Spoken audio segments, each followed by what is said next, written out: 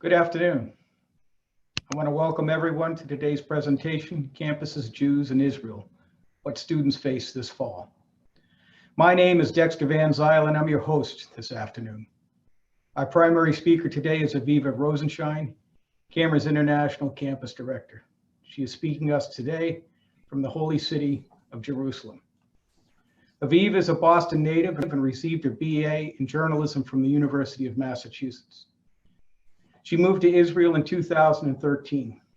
Since 2008, Aviva has overseen the campus department, developing and implementing unique programs and strategies and content for colleges and universities throughout North America, the United Kingdom, and Israel. She's focused on expanding international operations and providing training and guidance to students.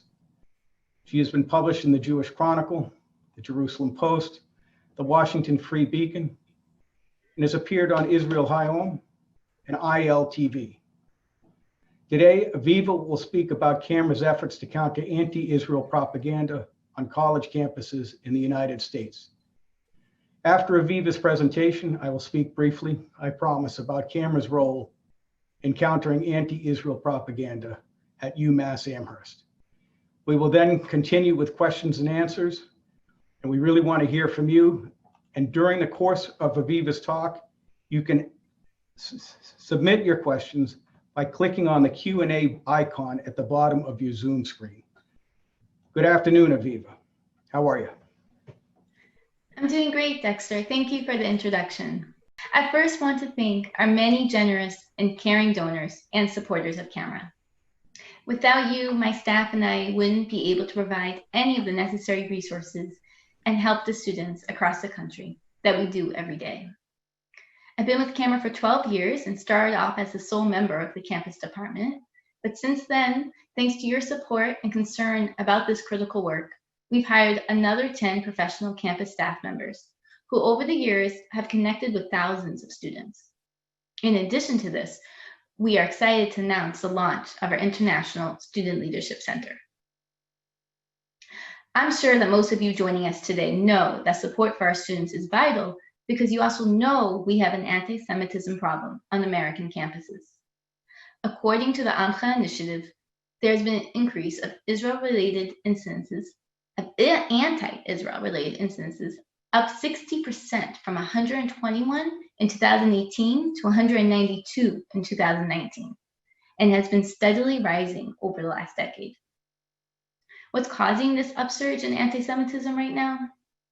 There are a few basic answers. One that's powerfully affecting the campus climate for Jews relates directly to the faculty. With the rise of the faculty-driven boycott, divestment, and sanctions campaigns, or BDS, that began in earnest with the American Studies Association passage of a pro-boycott resolution in 2013, faculty on many campuses have grown more politically active in promoting this bigoted campaign, as well as other extremist projects. This anti-Zionism activity is expressed in the form of sponsorship of pro-BDS panels, speakers, films, and other events, as well as the politicizing of departments, institutes, publications, and academic societies that defame Jews and the Jewish state. Studies show that universities with professors who support the boycott, divestment, sanctions movement against Israel were 4 to 7 times more likely to have acts of anti-Jewish hostility occur. Activists, political professors, some who may very well harbor anti-Semitic sentiment, also too often use their classrooms as a platform to manipulate their students and spread propaganda instead of scholarly information. Professors, especially tenured ones, have complete control over what material their students study. I learned from my own experience at university that even when the syllabus material is proven to be biased or inaccurate, the dean of the department cannot even require the professors to adjust it. And when the professor in question is chair of the department, for example, Jihalis was the chair of the communications department at UMass Amherst, there is little recourse at all for an individual student. In addition to this, there are other forces and events as well fueling the rise of anti-Semitism in recent years.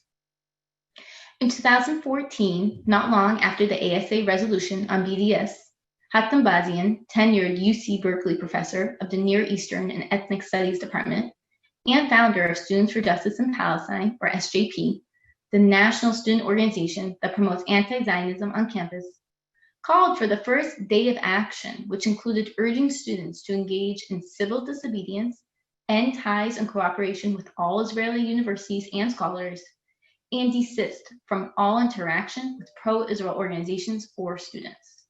Stigmatize and ostracize pro-Israel students. That was the message. These direct calls from Professor VanZile led to the withdrawal of any form of dialogue and understanding amongst the pro-Israeli and anti-Israeli students. Many on the outside ask us why we as Israel activists don't try to engage with these anti-Israel students. The reason is because they are explicitly told not to interact with Zionists on any account. Student members of SJP who actually tried to engage or debate with pro-Israeli students have been literally dragged away by other SJP members. We saw this anti-normalization doctrine come into effect the following years when Jewish students applying to run for student government were run one by one from UCLA and Stanford to the University of Michigan, questioned by their peers who happened to also be involved with SJP or their affiliates, how they would vote on the BDS referendum. Jewish students, based on their ethnic identity, were questioned where their loyalties lie, with the supposedly racist Israel supporters or with the peaceful human rights supporters of BDS. This was the litmus test Jewish students had to pass in order to run for student government at an American university. In some instances, there were humiliating school government interrogations of Jewish students that became public and triggered public outrage and blowback. Not long after, 2016, with the advent of the so-called safe spaces and trigger warnings world used by millennials to safeguard them against any language, literature, or behavior that might make them feel uncomfortable, many universities across the US began offering actual exclusive events for students to attend to share their feelings and concerns without judgment. That is, as long as their feelings and concerns were aligned with the anti-Israel consensus. A small liberal arts college in Massachusetts brought their 2,000 or so undergraduate students together to share their concerns regarding racism and discrimination that they may have felt on campus. One student decided to share the anti-Semitic abuse she'd been subjected to because of her open support for Israel. And at a place that insists upon no judgmental comments about others to such a degree that quiet shaking of the head in disapproval about a comment can lead to dismissal from the room, this grievance prompted a roar of booing against the Jewish student. The faculty members leading the event did nothing to calm the room or support the student. So while students were uniting against any perceived form of discrimination or racism within the university setting, anti-Semitism appeared to be thriving. 2017 was another turning point as the extreme fringe organization of Jewish Voice for Peace, or JVP, began creating student chapters on university campuses. Jewish Voice for Peace is anything but peaceful, supports the BDS movement, and have started and shared anti-Semitic conspiracy theories like their deadly exchange campaign blaming Israel for police violence in the US.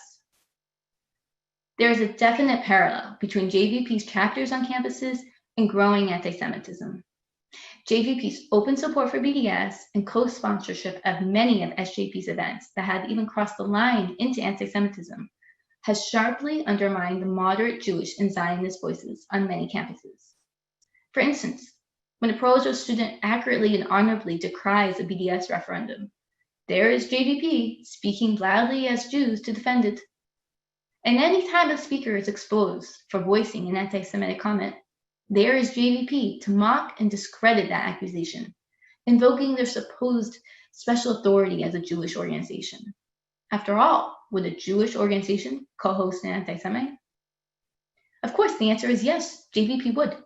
It cynically exploits its alleged Jewish identity in collaboration with the most radical anti-Israel groups, speakers, campaigns, and professors, often leading the campaigns themselves. So with the arrival of JVP's student-led chapters, we have seen an overwhelming amount of events on campus, hosted by SJP and JVP, supposedly defining what is anti-Semitism, and outrageously declaring for the Jewish community that Zionism plays no part in Judaism. While they, SJP and JVP members, believe that anti-Semitism should be condemned, to be anti-Zionist, according to these extremists, is a reasonable and honorable position to take against a supposed fascist and racist movement.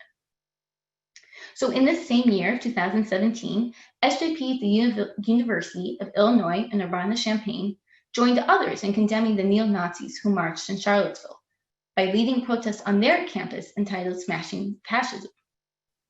However, it was deemed by these students acceptable to include Zionism in their chants against white supremacy.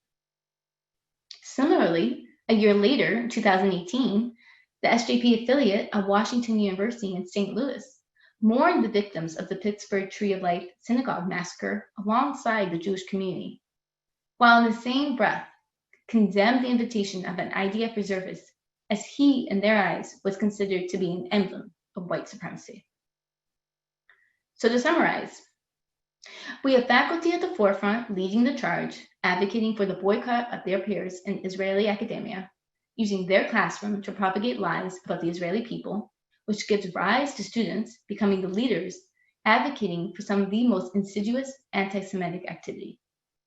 But neither the professors nor their proteges are alone, as they have their Jewish brethren, the fringe self-hating Jews who use their supposed Jewishness to harm the Zionist and Jewish students by spreading their own anti-Semitic conspiracies and empowering groups like SJP to march forward with their hatred. I know that what I just described appears to be an overwhelmingly dark picture of the universities, but there is more to the landscape. Everything I mentioned is indeed happening. However, every example described was challenged, exposed, and many times condemned by the university leaders. Yes, more outrage needs to be heard, but the ProIsrael students Camera works together with are not intimidated. Even when they are up against professors, people whom they are supposed to revere, they shout right back at them, as they know they are far braver and honorable than these unethical people who somehow managed to get an advanced degree. When JVP first began appearing on campus, before they even announced their agenda to the wider campus community, we at Camera had already provided our students with information that we had collected on the national organization. One of the Camera fellows immediately put together an article directly exposing them for their true intentions. We didn't wait for them to make the first move. We did. And though JVP's will to damage the pro-Israel community continues, we are not letting him do so without a fight. In Massachusetts, when that lone Jewish student was left to the mob, it was our Camera fellow who spread the story, leading to outrage within the community. And when the Washington University anti-Israel group tried to spark outrage against a planned event with an IDF reservist, connecting him to white supremacy, the pro-Israel students showed up in droves to support the event, and our fellow published an article in the student-run newspaper decrying the anti-Israel group for their anti-Semitic rhetoric. When we publicize the despicable anti-Jewish bias, the whole campus then knows the facts and also sees that Israel has strong, articulate defenders. And we do.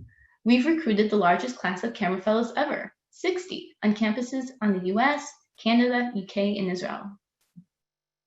The student op-eds published are well-researched and sourced articles, which are many times influenced by the work of Camera's senior research staff in combating anti-Israel falsehoods that crop up in the media and then are regurgitated by the anti-Israel students. In addition to our Camera Fellowship, we also provide support to 35 student-led Israel organizations that are part of our Camera on Campus coalition. These students want to be the loud, proactive, and educated voice on Israel for their community.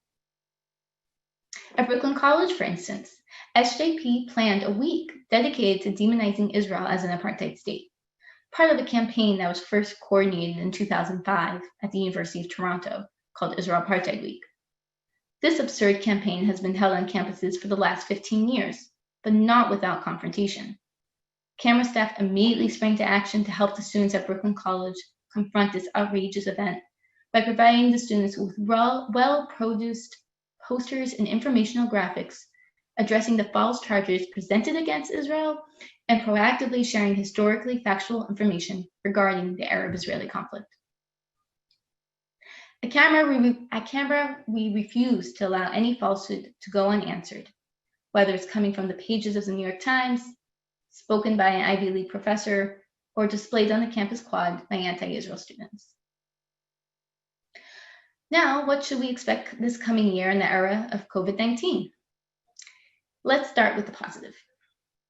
Though in March, everything happening was new to all of us, professionals and students alike, and it wasn't clear how we would adjust to it, Camera quickly adapted. By the end of March, multiple Zoom webinars had taken place, reaching thousands of our student followers online, and the Camera Fellows were ready and eager to host their planned in-person educational events online. In an unexpected discovery, students connected and reached their peers more easily in some ways than when recruiting for live events. And they were easily able to host webinar events with nearby universities, opening up exciting possibilities for reaching more students. We even held several international events hosted by student groups within Camera's coalition from across North America, the UK, and Israel. Articles were published proactively describing Israel's collaboration and sharing of resources with her Arab neighbors when COVID first hit, and later denouncing SJP for continuing to fuel the flames between Israelis and Palestinians by calling for BDS proposals to be considered in the middle of a pandemic, ignoring cooperation between the two people, something even the UN recognized. Over the last year, despite SJP and JBP's best efforts to separate anti-Zionism from anti-Semitism, the pro-Israel's community concerted efforts to push more and more universities to adopt anti-Semitism definitions, which include anti-Zionism, was successful.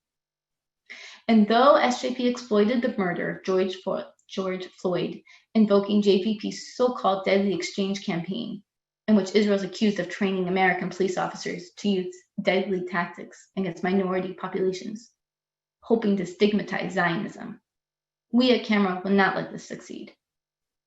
Instead of shying away from the language, as some pollsters have even recommended, we have launched an entire campaign based on defining Zionism, connecting it to modern day issues, emphasizing that anti-Zionism is anti-Semitism, and exposing those who try to cast pro-Israel students as fascists and racist to be the ones perpetuating and supporting the discrimination against the minority community. And we're able to promote this campaign and others on campuses throughout the country because, firstly, all of our campaigns are created with the support and help from our students. And despite COVID-19, our programs are booming, attracting, for instance, the most attendings ever at our 10th annual International Student Leadership Conference, which took place online this year. I hope all of you know how much you mean to our efforts. Our students are brave, but they need your support. And we cannot thank our many generous supporters enough who have allowed us to establish the International Student Leadership Center, permitting us to develop exciting new opportunities and programs. So I hope as we celebrate the new year, you'll remember the challenges our students face and continue to help us. Now I would like to pass our discussion over to my colleague, Senior Research Analyst Dexter VanZile. The campus department works closely with many of the analysts on issues that arise, such as the one Dexter's been working on for several years, anti-Israel faculty. Dexter is untangling the role of UMass Amherst professor Sue Jolly in promoting anti-Israel propaganda.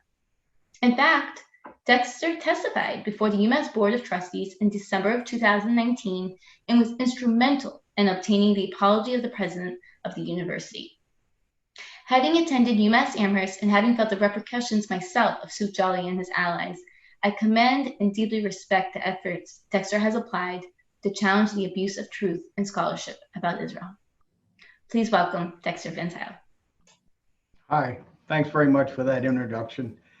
On one hand, I'm very proud to be able to do the work that I do here at Camera, and on the other hand, I'm kind of ashamed that it is so necessary. And as many of you know, Camera's invested an awful lot of time and effort and energy into countering the anti-Israel propaganda of Sue Jolly. chairman of the communications department at UMass Amherst. And just recently, he retired in June. Prior to his retirement, he has used his statuses at UMass to essentially promote a strident anti-Israel agenda. There was no question about it. He openly admitted that he viewed college classrooms as providing a captive audience for anti-Zionist films that he produced through the Media Education Foundation, a nonprofit that he founded in 1992. And what he did was he basically would use MEF to construct these videos or make these movies, and then he would use his position as a communications chair at UMass Amherst to broadcast them. Now, the foundation's board of directors, MEF's board of directors includes well-known anti-Israel propagandist Noam Chomsky and another individual by the name of Michelle Mushabek, a publisher who has produced and promoted several books that espouse 9/11 conspiracy theories. These are the people that Jihalis gets his inspiration from. And it's kind of shocking. I don't want to get too much into the 9/11 conspiracy stuff, but if you believe that, you essentially think that the United States is a worthy target for violence, because if we're willing to murder 3,000 of our own citizens to engage in some sort of war against the world, that's kind of a libel against the United States. And you would think that that would be outside the cordon sanitaire or outside the realm of reasonable discourse, but apparently it's not. Now, MEF produced two anti-Israel films of note, the first being Peace Propaganda and The Promised Land. That was in 2004. And then in 2016, MEF and Jihalis produced The Occupation of the American Mind. Now, in the first film, he offered up a vaguely, an obviously distorted view of the Arab-Israeli conflict. His discussion of the Six-Day War, for example, didn't mention at all any of the bellicose statements that Arab countries or Arab leaders had made against Israel, didn't mention the closing of the Straits of Tiran, and essentially, made it look like Israel was entirely responsible for that war. In the second film, The Occupation of the American Mind, Jihalis portrayed American pro-Israel activists in the United States as violating the norms of honest and open discussion and discourse in American society. And ironically enough, he himself violated these norms in this film. In two instances, he altered the audio of network news programs to serve his ideological agenda. And I think this is really one of the things that really bothers me and it keeps shocking me again and again, is that I'm a former newspaper reporter, and I know that if I manipulated quotes the way that he did, I probably would have gotten fired or at least yelled at pretty seriously, and it would have been a public beating, so to speak. But the thing is he gets away with it. And these things happen a lot when people write about Israel for some reason. And it keeps shocking me every time it happens. And at a certain point, I should probably get used to it, but I still can't. Now, in one of the instances, Jihalis quoted a reporter from NBC stating that, quote, Israeli helicopter gunships deliberately fired a missile into a crowd of civilians last night, when in fact, the reporter actually said that Palestinians charged that Israeli helicopter gunships deliberately fired a missile into a crowd of civilians last night. So what he did was he took essentially a partisan accusation from the Palestinians of deliberately slaughtering a bunch of Palestinians and turned it into a statement of fact by omitting those words. And that wasn't the only one. There was a problem with this movie. There was a number of them, and you can find all the information or a lot of the information about this on Camera's website under a title of an article, Jihalis' Shameless Propaganda. Now, the thing is that I want to emphasize that manipulating the record in this manner would have damaged anyone's career in the fields of journalism or communications, which is essentially what Jihalis is teaching. But the folks at UMass said it was not a problem because he didn't intend to deceive his audience. And if you look at the article, I think you'll have a very difficult time agreeing with that assessment. In addition to those movies, he organized two anti-Israel pro-BDS events that took place in May and November of 2019. Speakers at these events included well-known anti-Zionists such as Roger Waters, Mark Lamont Hill, and Linda Sarsour. And the atmosphere at the event in May was simply appalling. And as documented by one of my colleagues at Camera, Patrick Fox, One woman was shouted down and eventually hauled out of the auditorium where the event was taking place in May after she tried to raise the issue of Hamas rocket attacks. And essentially what would happen would be is that people would denounce these people and they'd be hauled out. And that's frightening, because that's reminiscent of the Ghetto Bench that we saw in Poland. Essentially, anybody that prior to the Holocaust, and I don't want to overstate it, but essentially what a lot of this activism does is it basically marginalizes and isolates pro-American Jews on college campuses. And UMass isn't the only place where this type of behavior takes place. And that's one of the reasons why Camera's work is so important, is because what we do is we give people the courage and the information and the companionship, frankly, that pro-Israel students need on college campuses to fight against this impulse to marginalize and intimidate them and drive them into a corner. And the thing is that Patrick's coverage of this event was crucial in our ability to challenge UMass Chancellor Kumble Subbaswamy about these events and about the atmosphere at UMass Amherst. And eventually, later, he ended up condemning the fact that the event that took place in November was so one-sided. I don't want to go into a blow-by-blow description of everything that Camera has done, like he said this and then he said that, but I can summarize our strategy. First, we documented the misinformation in Satjali's movies, and particularly we emphasized the deceptive edits in his second film, The Occupation of the American Mind.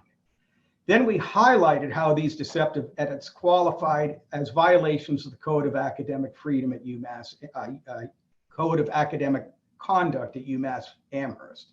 We filed complaints with the administration, asking that the school remonstrate with Jihalis about his manipulation of the historical record. And when the administrators, and third, when the administrators failed to hold Jali accountable, we highlighted their failure to do so and their efforts to protect Satjali under the name of academic freedom. And our response is that the revered principle of academic freedom does not provide cover to manipulate the historical record. And one of the things that I said all along, and I kept hammering on this point, and repetition is crucial, was that if students at UMass Amherst were to edit the historical record or alter it the way that Satjali did, they would be sanctioned. They would have either gotten an F on the paper that they had written, they might have gotten an F for the class, and they could very well have had been expelled.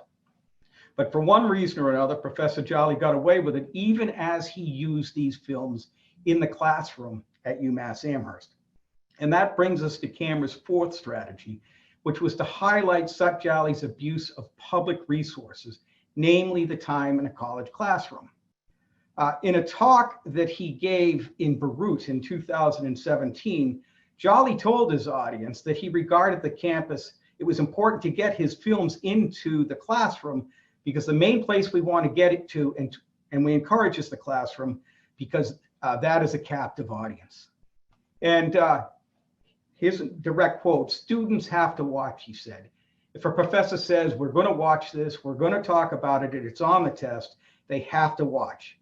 And he says, we want to have that captive audience. Now, because of the assistance of a Camera supporter who might actually be watching this event right now, we're able to document, and I want to thank you, we're able to document Jihali's use of a multiple choice exam to coerce his students into affirming the propaganda he put forth in his movie.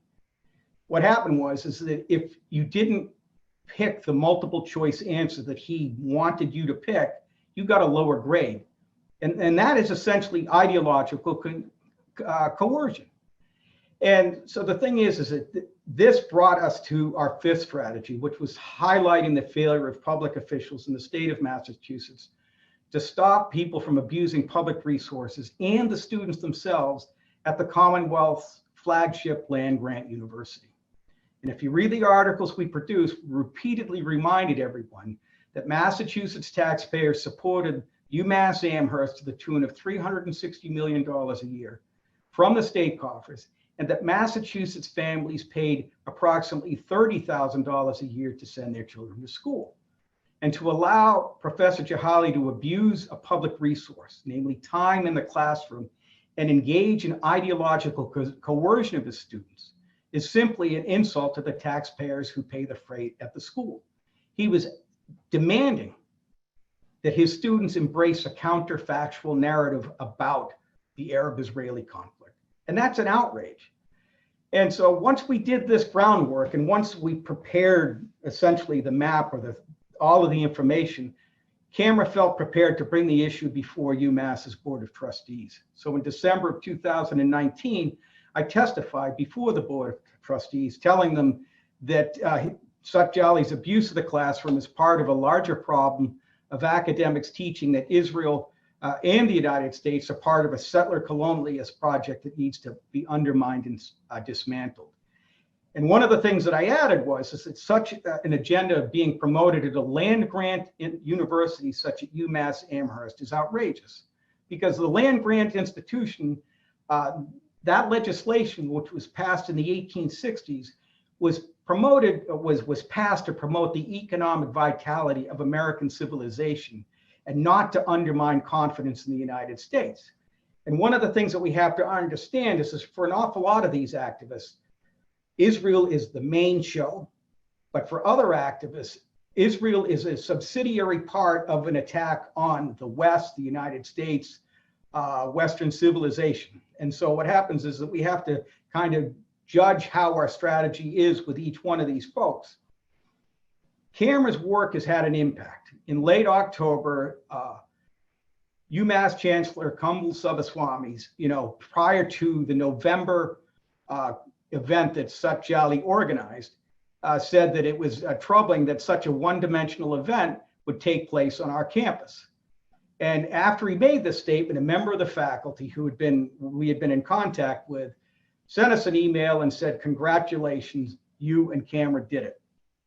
Now, afterwards, we even got further confirmation that we were having a real impact when Satjali expressed his displeasure at the chancellor's statement, declaring in an email that was published in an anti-Zionist website that they, meaning Camera, have filed formal complaints to the university and have written long exposés about my shameless propaganda. And he went on to write, and when I say they, it is actually one sorry individual, Dexter VanZile, who has written every piece and filed every complaint. Now, I did that with an awful lot of help from my colleagues and my supervisors here at Camera, my mentors. And that's one of the most important things, is that it looks like my name's on all of this, but it's all Camera. Now, one of the things that we've learned at Camera is that when people complain publicly about our work, we know that there have been an awful lot of private behind-the-scenes conversations about the issues that we've raised, and they're not happy about it. And over the long haul, it's that is how people's behaviors changed. And the fact that Jihalis wrote such a direct and public attack on our work was further confirmation that we were having an impact. I'm quite grateful for the support Camera and its supporters have given me in highlighting the problems at UMass Amherst. And I'm not just talking about the financial support, but the moral support. When I testified before the Board of Trustees about the problems at UMass Amherst, I knew I had the backing of thousands of Camera supporters who've been with the organization and its staffers for decades. They were with Camera as it countered the anti-Israel propaganda used to justify terror against Israel in the Middle East and to intimidate Jews on American soil, which I find disgusting. And I knew that many of our supporters were also alums from the school at UMass Amherst, and they had contacted school officials to ask them what was going on at the school that they had attended and supported with their donations. And some, I knew that people had my back when I was testifying before the Board of Trustees. And I'll be honest with you, my hands were shaking as I read from my prepared remarks. But my voice was clear because of your support. And so with that, let's open it up for questions. And I'm going to check to see, and we've got a list of questions that came in already, but I'm also going to look at the Zoom thing as well, forgive me. And I guess one of the questions for Aviva that I want to ask is, do you think there's going to be any pent-up energy surrounding campus activism when and if colleges and universities open again in January 2021? Thank you, Dexter. That's a great question, and I have a very quick answer. At first is yes, absolutely. I mean, there is already a lot of energy on the campuses, and they're not even open. Columbia University, for instance, just recently announced that they will, or privately announced that they're pushing forth with the BDS petition that they had originally stalled, that was planned for in the spring before pre-COVID. That had to be postponed. So they're pushing forth with BDS referendums on campuses. They're using social media as a way to reach more and more students, and are aggressively attacking Israeli supporters and Zionists. And they are very much moving forward with their position that the connection between Palestinians and Africans and Americans is very real. And if you are a supporter of Black Lives Matter and you are upset or aggravated against the violence that some see are against the African Americans in America, then you should feel the same, because the Palestinians are being treated exactly the same in Israel. So there's already a lot of energy. So for sure, once they're actually back on campus and things can be a little more normal, I very much expect there to be a lot of noise from the anti-Israel crowd. Now, this one is directed at you because you live in Israel, and it's not directly related to the campus program, but I'm asking it because you live there. How have the recent announcements that the UAE, Kosovo, and Bahrain have established diplomatic relations affected the mood, the national mood in Israel? Are people optimistic? It's exciting. You know, we haven't seen something like this in years. And the fact that for me to be living here and experiencing it is amazing. And overall, it's absolutely the people here in Israel, any chance of peace. I mean, the thing is that Israelis want peace. And they've offered so many possibilities to receive peace. Their goal is to have peace with their neighbors. So this makes them extremely optimistic. People are already talking, about flights to now they can travel to Dubai. There's also been flights announced direct to Morocco. Saudi Arabia is allowing us to fly directly to Abu Dhabi. These are huge announcements. So yes, we're very optimistic here in Israel. Okay, now another question more about the campuses. Is Hillel helpful in countering BDS, and are the Hillels on campus, are they able to basically encourage and stay strong for the students that are being subjected to this targeted ideological abuse, I think? Because we hear mixed things.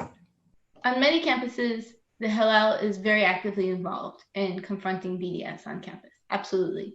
On some campuses, they don't want to be as involved.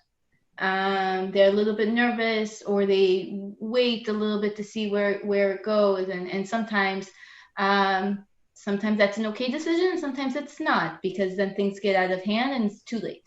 So like I said, on many campuses, Hillel is one of the organizations that is helpful and is working with the students, and then in other cases sometimes there is disagreement, but for us, BDS is an anti-Semitic movement. Absolutely. And people need to understand that. So when it first rears its head, we very much feel it needs to be addressed. And it doesn't always have to be so aggressive, but by writing articles and connecting with other students and addressing what this movement stems from and what it means, we think is extremely important. Okay. Now, there's another question that was related to the previous one about the UAE and Kosovo. Mm-hmm. It's probably too much to ask that the students who hate Israel on campus somehow temper their hostility towards Israel because of these peace agreements. But how do you think they're going to respond? Are they going to become more aggressive because it makes them more desperate, or are they going to acknowledge that, yeah, this is a big deal, and maybe we need to, and I know it even sounds ridiculous for me to say it out loud, but maybe we need to temper our hostility towards Israel? It's sad. It's sad because I wish it was the latter. I remember Khalid Abu Tameh saying that the students in America are more aggressive than the Gazans. It's a crazy situation on American campuses. So the short answer is no, it's not going to temper them, and they're not going to acknowledge for the most part that this is actually something positive in the region. From what I've seen so far is that they either have kind of ignored it or still addressed that there is a annexation looming and we need to do something against occupation, that's the bigger issue. And they've even had some of the campuses have had events that very much explicitly say that this is a problem, that this is going around the back of the Palestinians, that this is hurting them, and this will only help Israel continue and expand their occupation. And the Palestinian Youth Movement, which is very much in cahoots with the National Students for Justice in Palestine movement, they were very explicit in their social media. They came right out that, this is these are traitorous countries to have any type of normalization with Israel. I mentioned Hatem Bazian from 2014, anti-normalization. This is something they fully push forward with. So they don't want to see peace between Israelis and Palestinians. They just want Israel to not exist. Now, what about teaching on a virtual environment? I know the camera has been able to adjust to getting its message out on Zoom meetings, and also essentially we never really stopped doing what we did because we were publishing articles on the internet all the time. But do you think that the anti-Israel professors who seem to play such a huge role in all of this, are they going to have a tougher time propagating this propaganda, putting it forth in a virtual learning environment? What do you think?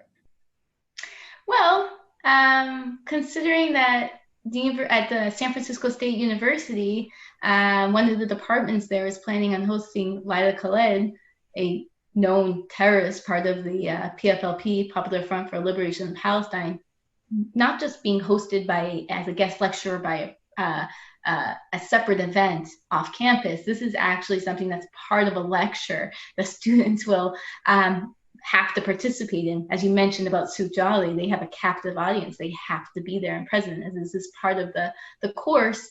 I think the anti-Israel professors are sadly finding ways around it, and will continue with their propaganda. But again, not without a say from us, from Camera and our allies. We're very much pushing against the university, putting out petitions, calling for the university to do something about this. I don't think there's ever been a known terrorist that's actually participated in a university lecture before. So it's still not over, but that is the latest news in terms of fall 2020. Now, one of the questions that's come in is, are there any pro-Israel professors at UMass Amherst?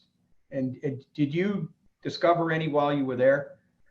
Yes, it's a wonderful story. He sadly has passed away, but one of the most pro-Israeli professors I discovered was a journalism professor, not Jewish, man from Wisconsin, who happened to love Israel since the 60s, since the Six-Day War. And it was something I knew nothing about until I actually wanted to write an article calling out Sue Jolly in his original film, Peace Propaganda in the Promised Land, when I was a student at UMass. And I found this out because I just talked to everyone about what I experienced. I was shocked. So I went to Jewish, non-Jewish professors, anybody who would listen, which I think is something that I always push for our students to do. Go to the obvious, go to Hillel, go to Chabad, go to Camera, go to people who will help you, who you think will help you. But also, there's so many people out there that support you that you wouldn't necessarily think about. And so, yes, he was an extremely wonderful professor. He helped me edit that piece, even though he wasn't really supposed to. And I got it published a lot because of his support. And I had a few other pro-Israeli supportive professors within the Jewish Studies department at UMass Amherst as well. Okay. Yeah, and just as an aside, one of the things, once Camera started to really highlight the problems with Sakjali, people reached on the UMass campus, reached out to us. And I don't want to tell you who they are. I don't even want to give you any identifying characteristics because I just don't want them to get canceled or harassed. But the interesting thing is that they started to write about the problems with BDS and what was going on at the campus. once an outside organization essentially started to raise these issues. Mm-hmm. And, but the thing is that one of the issues that we deal with is that the morale of Jews on college campuses. And what has a bigger impact on these, on students and on the morale of Jews? Is it the anti-Israel propaganda in the classroom, or is it the stuff that SJP does on the quad? And do they have different impacts, and do they feed off each other? So just to remark about what you said, Dexter, that professor that you're referring to, just like you felt like you could testify because you had so much support from camera supporters. He felt like he could say something because of the work that you and our colleagues put forth. So it's something that is amazing. You need support. That's pretty much the message, is that people need to feel supported and that they're not alone. Yeah. And to answer your question, it may seem more clear or obvious to students that the social pressure is the biggest issue, and they feel it right in their faces. Sometimes on some campuses with the big walls that are put up and yelling at them and even targeting them, which is really intimidating. But where does it all stem from? It stems from the professors. These students are learning it from someplace. And there are students who don't take certain classes or can't major in certain departments because if they don't want to follow their agenda and write essays that are highly critical to a point that it's really just anti-Israeli, then they're going to get lower grades, and people care about their GPAs. So the faculty is the biggest issue, and it's something that with our center that we've established, and with your help and the help of our colleagues, we're really focusing on addressing, exposing more issues within the class syllabi and pressuring the universities to do more to address these issues. Now, one of the questions that's come in is the BLM movement seems to have energized an awful lot of young people. And how has it played itself out in the activism that you've seen over the past few months? And how do you think it will play itself out when and if campuses open up? And you may have already touched on this a little bit, but what do you think? Well, it's complicated because as soon as the BLM movement came about, I mean, we saw back in the day, back with Ferguson, we saw already signs from Ferguson to Palestine. So we already knew that there already was some kind of connection there. And then as soon as it came back again with George Floyd, the anti-Israeli students jumped on it, putting out pictures, coming also from the Palestinians themselves, connecting Israel to the movement and blaming them because of JVP, I mentioned before, this Jewish organization, their campaign to really put Israel at the forefront and take full responsibility for any type of violence happening in America. So that's where we're seeing it more, where SJP, if you go through their different social media pages, they're filled with petitions to support Black Lives Matter, to defund the police, to do more against racism, and then they throw in, including Zionism. It's the same thing. So if you're against racism, you're against Zionism. You cannot be a Zionist and be an ally to any of the minority communities. So it's very difficult for the Jewish students and the pro-Israeli students, because I would say the majority of people are against racism, not all, but then they're being attacked. If you're against, how can you be a Zionist then? And this is a totally racist, xenophobic movement. So again, as mentioned before, is why we're really trying to give the students the tools to be able to combat this and point the fingers at them for being actually the real racists. Now, one of the questions that's come in via email was, you mentioned UMass Amherst's status as a land-grant institution and how that can be leveraged to our advantage. And I think that's directed at me. Mm-hmm. And what does federal land-grant legislation have to do with how folks deal with the Arab-Israeli conflict in the Middle East? And I guess, first of all, the land-grant legislation was passed in the 1860s to essentially promote the ability of Americans to, work in the trades and in agriculture. It was meant to actually build up the American economy. And the way I look at it, and I look at this in part because I am the father of a parent excuse me, I'm the father of a child that attends a land-grant institution these days. And the whole point, when you look at it in the broad scope of the history of these institutions, is to build a good middle class that the American people have relied upon. And one of the things that I have seen is that it's ultimately, they have tried to undermine the confidence of the American people in a whole bunch of institutions that they care about. And I think that's really important. And one of the institutions that they actually support over the long haul is Israel.